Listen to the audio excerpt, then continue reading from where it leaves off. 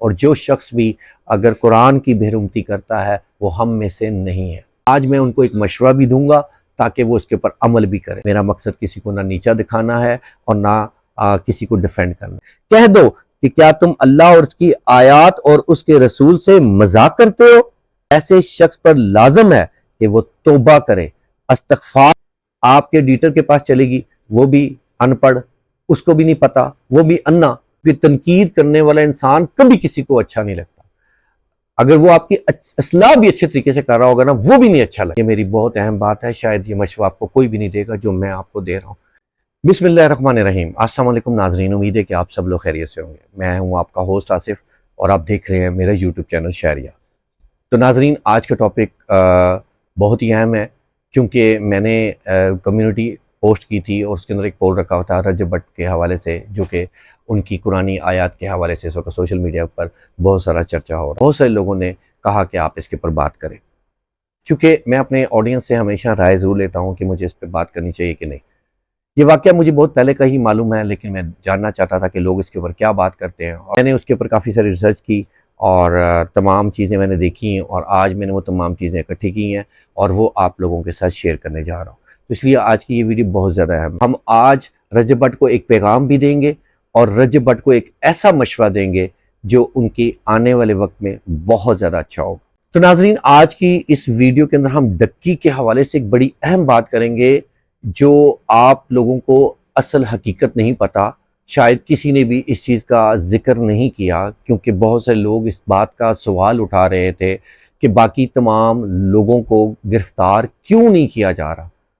میں نے اس کی کافی ساری ریسرچ بھی کی اور کچھ معلومات بھی کی، اور ذرائع جو ہیں ہمارے کافی تگڑے ہیں اور ان سے بھی مشاورات کیے، اور آج ہم اس نتیجے پہ پہنچے ہیں کہ اصل وجہ کیا ہے کہ ان لوگوں کو گرفتار کیوں نہیں کیا جا رہا، جبکہ چلان کے اندر اریب کا نام واضح طور پر ہے، FIR کٹی ہوئی ہے، اشتہاری بھی قرار دیا گیا، اور وہ ولاگنگ بھی کر رہے ہیں لیکن اریسٹ نہیں ہو رہے، اور بھی بہت سارے ایسے انفلوئنسر ہیں جن کو اریسٹ نہیں کیا گیا۔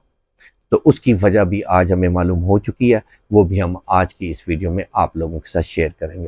اس لیے آج یہ ویڈیو بہت زیادہ ہی اہم ہے، تو آج کی اس ویڈیو میں ہم وہ تمام چیزیں شیئر کریں گے۔ تو ویڈیو سٹارٹ ہونے سے پہلے اگر آپ نے ہمارے چینل کو سبسکرائب نہیں کیا تو جلدی سے جا کے چینل کو سبسکرائب کر لیں، کیونکہ یہاں پر ہمیشہ تصدیق شدہ خبریں آپ کو دیکھنے کو ملتی ہیں اور آپ لوگوں کو گمراہی سے بچایا جاتا ہے۔ تو ناظرین، سب سے پہلے میں بات شروع کرنے سے پہلے آپ لوگوں کو کہنا چاہوں گا کہ کل ایک بہت ہی اہم ویڈیو جو کہ میں نے قبرستان میں جا کر بنائی تھی، اور وہ ایک اہم پیغام تھا اور ایک آواز تھی، ایک میسیج تھا۔ میری ذاتی طور پہ خواہش ہے کہ آپ وہ ویڈیو کو ضرور دیکھیے گا، اس میں ایک میسیج بھی دیا تھا، تو وہ ضرور آپ دیکھ لیجئے گا۔ تو ناظرین، سب سے پہلے ہم بات کرتے ہیں ڈکی کے حوالے سے کہ ڈکی کے ساتھ آخر زیادتی کیوں ہے اور اس کو کیوں گرفتار کیا۔ باقی تمام جگہوں پہ آپ نے ان کی چلان کی باتیں سن لی ہوں گی، ان کی پیشی کی باتیں سننی ہوں گی، اس پہ ہم ٹائم ضائع نہیں کرنا چاہتے، اصل مدے پہ آتے ہیں۔ اصل میں بات یہ ہے کہ چلان کے اندر اریب کا جو ہے وہ FIR کٹی ہوئی ہے اور اس کا نام وہاں پر شامل ہے اور اس کو گرفتار نہیں کیا گیا۔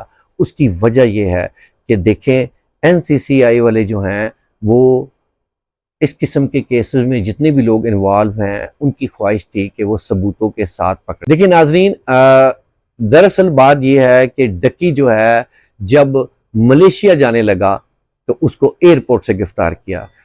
ایئرپورٹ سے گرفتار ہونے سے ان کو وہ تمام ثبوت مل گئے، اس کے لیپ ٹاپ میں تمام ایویڈنس تھے، اس کے موبائلوں میں تمام ایویڈنس تھے، ہر چیز اس کے موبائل میں موجود تھی، وہ وائس نوٹ، وہ میسیج، وہ سب۔ یہ ہمیں ذرائع سے ساری خبریں ملی ہیں جو میں آپ لوگوں کو بتا رہا ہوں۔ وہ سارے نوٹس تھے، ان میں اریب کے ساتھ بھی کمیونیکیشن تھی، رجب بٹ کے ساتھ بھی تھی، بابا اوپی کے ساتھ بھی تھی، اور جو وائف کی کمیونیکیشن بھی تھی، اور یہ ساری چیزیں جو ہے نا اس کے اندر بہت سارے پروف تھے، جو ٹرانزیکشنیں ہوئیں، پیمنٹیں کتنی آئیں، وہ سب ثبوت جو ہے نا ان کو مل گئے۔ اب اگر ڈکی کا موبائل نہ پکڑا جاتا، یہ چیزیں نہ پکڑی جاتی تو یقیناً ڈکی بھی آپ گھر پر ہوتا، تو ڈکی کو ثبوتوں کے ساتھ گرفتار کیا تھا۔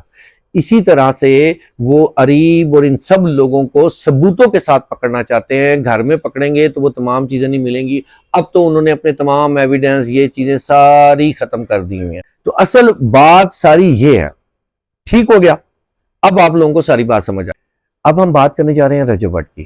آپ لوگوں نے یہ مکمل سننا ہے اور سمجھنا ہے، کیونکہ میں نے یہ تمام ریسرچ کر کے قرآن اور سنت کے مطابق میں نے آپ لوگوں کو بتانا ہے کہ اس غلطی کی سزا کیا ہے. لا علمی میں کی ہے، جان بوجھ کے کی ہے، یہ ساری چیزیں میں آج آپ کو بتاؤں گا. آج میں ان کو ایک مشورہ بھی دینے جا رہا ہوں جو کہ بہت ہی اہم ہے. دیکھیں، سب سے اہم بات تو یہ ہے کہ جو قرآن پاک ہے وہ دنیا کی سب سے پاک کتاب ہے. ہمیں 100 بار سوچ سمجھ کر آیات پڑھنی چاہیے، کیونکہ ہم لا علمی میں بہت ساری ایسی چیزیں کر جاتے ہیں. اس حوالے سے آج میں آپ لوگوں کو بتاؤں گا. میرا مقصد یہاں کسی کو نہ نیچا دکھانا ہے اور نہ کسی کا ڈیفینڈ کرنا ہے، کیونکہ یہ ایک ایسا سینسٹیو معاملہ ہے کہ کیونکہ ہم مسلمان ہیں اور ہم اپنے قرآن کی حفاظت بھی کرتے ہیں، اور جو شخص بھی اگر قرآن کی بےرحمتی کرتا ہے وہ ہم میں سے نہیں ہے. تو یقیناً ایسا بالکل نہیں ہے، بلکہ قرآن میں یہ حکم ہے کہ اگر کوئی غلطی کرتا ہے تو اس کی اصلاح کرو، اس کے ساتھ نرمی سے پیش آؤ تاکہ وہ لوٹ آئے. لیکن لوگوں کو اس بات کا موقع مل چکا ہوا ہے اور وہ اس ٹائم اس کو وائرل کر رہے ہیں تاکہ رجب بٹ کے اوپر ایک اور کیس ہو. کیونکہ رجب بٹ کے اوپر آپ لوگ آلریڈی جانتے ہیں کہ رجب بٹ شاید سیکھتے نہیں ہیں یا سمجھتے نہیں ہیں یا ان کو پتہ نہیں ہے یا ان کے ایڈیٹر اندھے ہیں. مجھے اس بات کا بالکل اندازہ نہیں ہے، لیکن آج میں ان کو ایک مشورہ بھی دوں گا تاکہ وہ اس کے اوپر عمل بھی کریں. شخص کے ساتھ 295 کا کیس ہوا ہو، جس کے اوپر نماز کا کیس ہوا ہو، جس کے اوپر صحابہ کرام کا کیس ہوا ہو، اور اس کے علاوہ آپ جو کرسچن کمیونٹی ہے اس حوالے سے بھی ان کے اوپر کیسز بنے ہوئے ہوں، ایف آئی آر ہوں، تو ان کو بہت احتیاط کرنی چاہیے. میں آپ لوگوں کو یہ بات بہت گارنٹی کے ساتھ کہنا چاہتا ہوں پڑھنے سے پہلے کہ رجب بٹ نے جان بوجھ کر اس کا قرآنی آیات کا مذاق نہیں اڑایا، بلکہ لا علمی میں یہ سب کچھ کیا. اور جب ایک انسان لا علمی میں یہ سب کچھ کرتا ہے تب بھی تمام مسلمانوں کا دل دکھتا ہے اور ہمارا دل بھی دکھی ہوا ہے. لیکن اس حوالے سے جو سوشل میڈیا پہ چل رہا ہے وہ بالکل غلط ہے، اور وہ کہتے ہیں کہ اس کے خلاف پرچہ ہونا چاہیے، یہ سب کچھ ہونا چاہیے. تو میں ان لوگوں کے لیے یہ تمام جو ہے حدیث کے ساتھ، حوالے کے ساتھ چیزیں لے کے آیا ہوں، یہ آپ لوگوں کو پڑھ کے سناتا ہوں. میرا مقصد کسی کو نہ نیچا دکھانا ہے اور نہ کسی کو ڈیفینڈ کرنا ہے. ٹھیک ہے، تو سب سے پہلے آپ لوگوں کو بتانا چاہتا ہوں کہ مدینہ منورہ کے دور میں سورۃ البقرہ 18 جو ہے وہ نازل ہوئی تھی، اور اس وقت بہت سے لوگ مسلمان ہوئے تھے لیکن وہ دل سے ایمان نہیں لے کے آئے تھے، تو یہ آیت جو ہے وہ نازل ہوئی تھی. ٹھیک ہے، تو آپ لوگوں کو یہ تھوڑا سا میں نے بتا دیا، اور آیت کا مطلب میں آپ کو بتا دوں کہ وہ بہرے ہیں، گونگے ہیں، اندھے ہیں، اور وہ کبھی بھی حق کی طرف نہیں لوٹیں گے. یہ آیت منافقین کے بارے میں نازل ہوئی، یعنی کہ وہ لوگ بظاہر ایمان کا دعویٰ کرتے تھے مگر دل سے ایمان نہیں لاتے تھے. یعنی کہ اللہ تعالیٰ نے فرمایا کہ یہ حق سننے میں بہرے ہیں، حق بولنے سے گونگے اور حق دیکھنے سے بھی اندھے ہیں. قرآن مجید میں اللہ تعالیٰ نے فرمایا اگر تم ان سے پوچھو کہ تم نے اللہ اور اس کے رسول کی باتوں کا مذاق کیوں اڑایا تو وہ کہیں گے کہ ہم تو بس باتوں باتوں میں مذاق کر رہے تھے. کہہ دو کہ کیا تم اللہ اور اس کی آیات اور اس کے رسول سے مذاق کرتے ہو؟ تو یہ آیت مدینہ منورہ میں نازل ہوئی تھی جب منافقین نے قرآن اور رسول کے حکامات پر مذاق کیا، تو اللہ تعالیٰ نے فرمایا ایمان کے بعد ایسا کہنا یا ہنسنا بھی کفر لگتا ہے.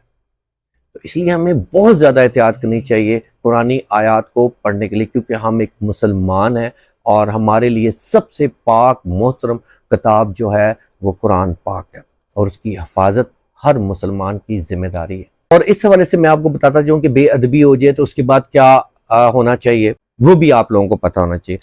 نبی کریم صلی اللہ علیہ وسلم نے فرمایا جو قرآن کی آیاتوں کا مذاق اڑاتے ہیں وہ دراصل اللہ کا مذاق اڑاتے ہیں. اور ایک موقع پر جب کچھ لوگ قرآن کی آیات پڑھ کر ہنسی مذاق کر رہے تھے تو حضور پاک صلی اللہ علیہ وسلم نے فرمایا خاموش رہو، یہ اللہ کا کلام ہے. اب بات سنیں ذرا میری غور سے. اسلام میں سب سے امپورٹنٹ چیز کیا ہے؟ وہ ہے نیت. اور اگر کسی شخص نے جان بوجھ کر آیت کا مذاق اڑایا ہو تو یہ کفر ہے. لیکن اگر لا علمی اور غیر ارادی طور پر کچھ کہہ دیا ہو تو ایسے شخص پر لازم ہے کہ وہ توبہ کرے، استغفار کرے اور احتیاط کرے. نبی کریم صلی اللہ علیہ وسلم نے فرمایا کہ انسان کبھی ایک بات خیالی میں کہہ دیتا ہے جس سے اللہ ناراض ہو جاتا ہے اور وہ اسے جہنم میں پھینک دیتی ہے۔ اس لیے اہل علم یہ کہتے ہیں کہ قرآن پاک کی آیات پڑھنے سے پہلے 100 بار سوچو۔ تو ناظرین، بات یہ ہے قرآن کی آیات جو رجب بٹ نے اس آیات کو غلط پڑھا ہے، اس حوالے سے جو سوشل میڈیا میں بات چیت ہو رہی ہے، میں آپ لوگوں کو بتانا چاہتا ہوں کہ رجب بٹ سے اگر یہ غلطی ہو گئی ہے، ان کو اس غلطی کا نہیں معلوم تھا، اسی لیے وہ یہ کہہ رہے ہیں کہ میں نے یہ آیات نہیں پڑھی، لیکن اس کا مفہوم ایسا ہی تھا۔ ہر مسلمان کو اس بات کا پتہ ہے۔ اب یہ بات گرم ہو رہی ہے، یہ سوشل میڈیا پہ اس کو اچھالا جا رہا ہے، تو اس حوالے سے کہا ہے کہ جو لوگ قرآن کی آیات کی بھرمتی کرتے ہیں انہوں نے کفر کیا ہے، لیکن ہمارے اسلام میں اس بات کی گنجائش ہے کہ ہم اللہ سے رجوع کریں، کیونکہ حضور پاک صلی اللہ علیہ وسلم نے فرمایا کہ نرمی پیش کرو، پیار سے اس کو سمجھاؤ، اور اگر وہ اس چیز کو مان لیتا ہے تو وہ اللہ سے رجوع کرے۔ اس لیے رجب بٹ صاحب، آپ نے لا علمی میں یہ سب کچھ کہا ہے، جو کچھ بھی کہا ہے، اس حوالے سے آپ اپنے اللہ سے معافی مانگیں، اور اللہ سے یہ معافی مانگیں کہ اللہ یہ آیت مجھ سے غلطی سے پڑھی گئی، لا علمی میں پڑھی گئی، اور مجھ سے یہ گناہ زر ہو گیا، اور مجھے معاف کر۔ اور اللہ پاک جو ہیں وہ رحیم و کریم ہے، وہ ہمیشہ معاف کر دیتے ہیں، لیکن اگر آپ دل سے ان سے معافی مانگیں، اور جن مسلمانوں کا دل دکھا ہے ان سے بھی معافی مانگ لیں۔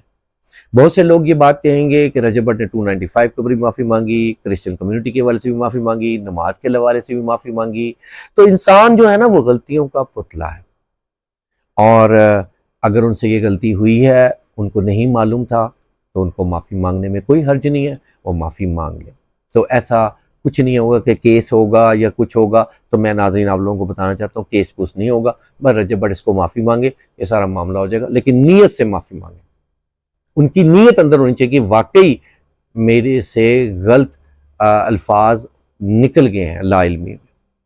بہت سے لوگ اس کے پر تنقید کر رہے ہیں، یہ مذاق کرتا ہے، یہ جان بوجھ کے کرتا ہے۔ وہ اتنے بیوقوف نہیں ہے کہ وہ جان بوجھ کے اپنے گلے میں پھندے کا ہار ڈالیں، ان کے پر آلریڈی اتنے کیسز ہیں۔ لیکن سب سے اہم بات یہ ہے کہ ان کے ایڈیٹر، سب سے اہم بات یہ ہے کہ رجب بٹ صاحب آپ نے ویڈیو بنا لی، وہ لائیو تو تھی نہیں، آپ کے ایڈیٹر کے پاس چلے گی، وہ بھی ان پڑھ، اس کو بھی نہیں پتا، وہ بھی انا۔ اگر اس کو پتا ہو کہ یہ کون سی آیت ہے، قرآن اگر اس نے پڑھا ہوتا تو اس کو شاید پتہ لگ جاتا۔ آپ نے تو ویڈیو بنا لی، دیکھی بھی نہیں ہوگی، آپ نے سارے کلپس بھیج دیے ہوں گے، اس کے پاس وہ کلپ چلے گئے، اور وہ عقل کا اندھا، اس کو کیا پتا کہ یہ کون سی آیت ہے۔ اگر وہ پڑھا لکھا ہوتا، علم رکھتا، تو اس کو پتا ہوتا کہ یہ تو رجب بھائی یہ والی تو آیت جو ہے ہماری سورۃ البقرہ میں ہے، تو یہ تو نہ ڈالیں، آگے آپ پہ مسئلے ہیں، تو اس نے تو آیت ڈال دی۔ اب رجب بٹ کو کیا پتا، رجب بٹ کے پاس تو اتنا ٹائم نہیں ہے، یہ حقیقت ہے، یہ میں آپ لوگوں کو بتا رہا ہوں، یہ حقیقت ہے، وہ اس کو کچھ نہیں پتا، اس نے ڈال دی۔ اس لیے رجب بٹ صاحب، آپ لوگ سے ایک مشورہ میں دینا چاہتا ہوں، آپ اپنی کونسلنگ کے لیے بھی ایک ٹیم ضرور رکھیں۔ شاید میری یہ باتیں آپ لوگوں کو بری لگیں گی، کیونکہ تنقید کرنے والا انسان کبھی کسی کو اچھا نہیں لگتا۔ اگر وہ آپ کی اصلاح بھی اچھے طریقے سے کر رہا ہوگا نا، وہ بھی نہیں اچھا لگتا، یہ قدرتی کا عمل ہے۔ بے شک آپ کو یہ میری بات بری لگے، لیکن میرا ایک ذاتی مشورہ ہے کہ آپ سب بندہ رکھے جو آپ کی ایڈٹ ہوئی ویڈیو کو دیکھے، وہ ایک پڑھا لکھا ہو اور قرآن کو بھی سمجھتا ہو، تاکہ ایسی غلطی کبھی بھی نہ ہو۔ یہ جتنی بھی چیزیں ہوئی ہیں یہ لا علمی میں ہوئی ہیں، اور بعد میں جب وہ ہائی لائٹ ہوئی ہیں تو آپ نے کہا کہ مجھے تو معلوم ہی نہیں تھا، 295 میں بھی آپ کو معلوم نہیں تھا، کرسچن کمیونٹی کا بھی نہیں پتا تھا، ان ساری چیزوں کا آپ کو نہیں پتا تھا، نماز کے حوالے سے نہیں پتا تھا۔ یعنی کہ آپ تو ویڈیو بنا کے ایڈیٹر کے حوالے کر دیتے ہیں، اس کو یا تعلیم دلوائیں، اسے کہیں کہ آپ قرآن پڑھ لو، یا بندہ کوئی ایسا رکھیں جو ایک بار آپ کی ویڈیو دیکھ لے اور دیکھ لے کہ اس میں کوئی غلطی تو نہیں ہے، تو پھر میں سمجھتا ہوں کہ کبھی غلطی نہیں ہوگی۔ آپ پاکستان کے سب سے فیمس بندے ہیں، آپ کی چھوٹی سی بات کو لوگ پکڑ لیتے ہیں، اس کو چھوڑتے نہیں ہیں، اور آپ یہ بات بخوبی جانتے ہیں۔ آپ فخر سے کہتے ہیں کہ میری تصویر سے چینل چلتے ہیں، میرے بغیر جو ہے ان کا گزارا نہیں ہے. آپ یہ خود الفاظ کہتے ہیں, اور اس میں نو ڈاؤٹ کہ پاکستان میں کتنے لوگوں کے چینل مونیٹائز آپ کی وجہ سے ہوئے. کچھ لوگوں نے تنقیدیں کر کے, نفرت پھیلا کے اپنے چینل مونیٹائز کیے, اور کچھ لوگوں نے محبت کے ساتھ, اور کچھ لوگوں نے آپ کے ساتھ شاؤٹ آؤٹ لے کے. تو بات یہ ہے کہ اگر اللہ تعالیٰ نے یہ آپ کو مقام دیا ہے, اتنی شہرت دی ہے, تو اب آپ کو سمجھنا چاہیے کہ جتنے بڑے بڑے فیمس لوگ ہیں نا, ایکٹر اور فیمس پرسنالٹیز ہیں, ان لوگوں نے اپنے مینیجر, اپنی ٹیمز رکھی ہوئی ہیں, وہ تمام اس چیز کو مینیج کرتے ہیں. آپ اپنے اندر تھوڑا چینج لے کے آئیں, اپنے بیہیو میں چینج لے کے آئیں, تب بھی آسانیاں پیدا ہوں گی, ورنہ یہ لوگ آپ کو چھوڑنے والے نہیں ہیں. آپ غلطیوں پہ غلطیاں کرتے جائیں گے. لوگ کہتے ہیں کب تک معاف کریں گے, یہ جان بوجھ کے کرتا ہے. آپ ہر کسی کو جا کے یقین نہیں دلا سکتے. اس لیے میری آپ سے التجا ہے کہ آپ کے پاس اللہ تعالیٰ نے دولت بھی دی ہے اور وہ اختیار بھی دیا ہے. سب سے پہلے یہاں پر ایک اپنی ٹیم ہائر کریں جو صرف پڑھی لکھی ہو. خاص طور پہ یہ ٹیم ایکسپرٹ نہیں, خالی اس چیز کی ایکسپرٹ نہ ہو, بلکہ ان کو قرآن کا بھی معلوم ہو, ان کو پتہ ہو کہ یہ بات ویڈیو میں آ رہی ہے, ہم اس کو ریموو کر دیں. تو یہ چیز سمجھ نہیں آتی. تو یہ میری بہت اہم بات ہے. شاید یہ مشورہ آپ کو کوئی بھی نہیں دے گا جو میں آپ کو دے رہا ہوں. مجھے امید ہے کہ ماں جی بھی میری یہ ویڈیو دیکھ رہی ہوں گی. آپ ان کو درخواست کریں کہ ایک ٹیم رکھ لیں. کتنے پیسے لے لے گی, 1 لاکھ 2 لاکھ روپے لے لے گی, لیکن آپ بہت ساری چیزوں سے محفوظ رہیں گے. تو یہ تھی رجب بٹ کی اہم بات. آپ سب لوگ جا کے مشورہ ضرور دیجیے گا رجب بٹ کو اس حوالے سے کہ ان کو ان چیزوں کی بہت زیادہ ضرورت ہے, کیونکہ وہ اتنے فیمس ہو چکے ہوئے ہیں, اور فیم کو سنبھالنا اتنا آسان نہیں ہوتا. آپ کتنی پرسنالٹیز ایسی دیکھتے ہیں جن کو بہت زیادہ فیم ہے, ان کی اپنے مینیجر, ان کی اپنی ٹیم ہوتی ہے جو ساری ہائی فائی پڑھی لکھی ہوتی ہے, ہائی پیڈ بھی ہوتی ہے. تو اب آپ کو اس چیز کی ضرورت ہے, اور آپ اس چیز کا خیال رکھیں. یہ تھی سب سے اہم بات. اور ویڈیو تو کافی ساری لمبی ہو گئی ہے. میں نے بہت اہم باتیں اور بھی کرنی تھیں, لیکن ویڈیو ہی اتنی لمبی ہو گئی ہے کہ میں اب اور کیا بات کروں. اور پھر کبھی اور باتیں کر لیں گے. مجھے نہیں اندازہ تھا کہ اتنی لمبی ویڈیو ہو جائے گی. آپ لوگ اپنی کمنٹس میں رائے ضرور دیجیے گا, اور جو میں نے مشورہ دیا ہے آپ لوگ اس کے بارے میں اپنی رائے بھی ضرور دیجیے گا. اپنا بہت سارا خیال رکھیے گا. اللہ تعالیٰ سب کو اپنے حفظ و مان میں رکھے, اور جاتے ہوئے چینل کو لائک اور سبسکرائب کرنا مت بھولیے گا. اللہ حافظ.